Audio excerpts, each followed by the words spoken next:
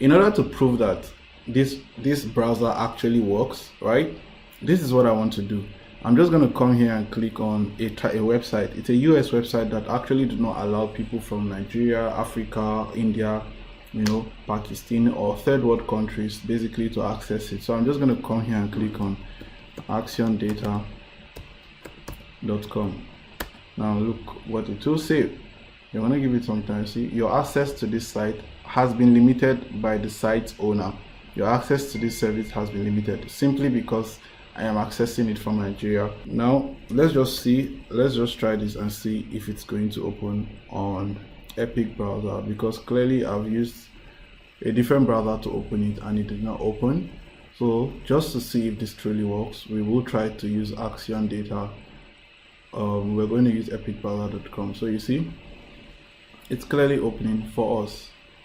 See, data entry service. So clearly you can actually get a job here as a data entry personnel.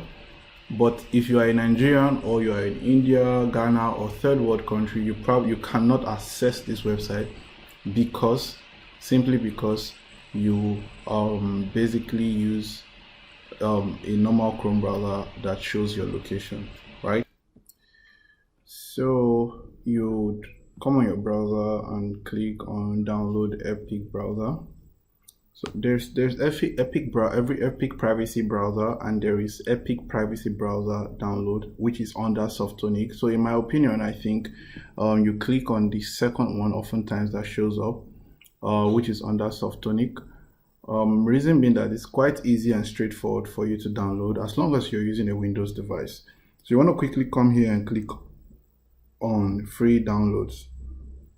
So when you click on free downloads, it's going to take some time to preview, and then it will redirect you to this page. So you click on this free download here. It's going to take some time to load.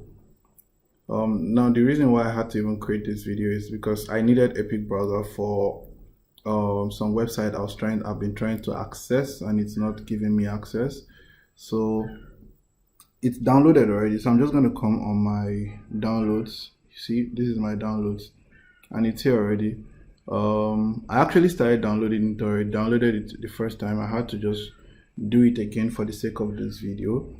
So you want to click on it. Do you want to allow this app to make changes to your device? You click on yes. You give it some time. English language, okay.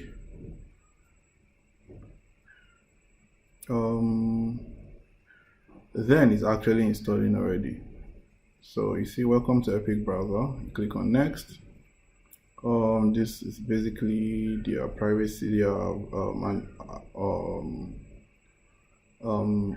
optional offers. So you click on accept. So downloading your product, you're going to give it some time. It's going to fully install your product, and it said thank you for downloading Epic browser. Next thing, you click on run. So what actually happened was that my antivirus, the antivirus I have on my device, actually interrupted the process, and that's why it didn't continue installing. But I just restarted the process again. So basically this is a lesson. If you have an antivirus on your device, there's a possibility it might require for you to disable it for the sake of installing the browser. After you've installed the browser, you can go ahead to reactivate your security system.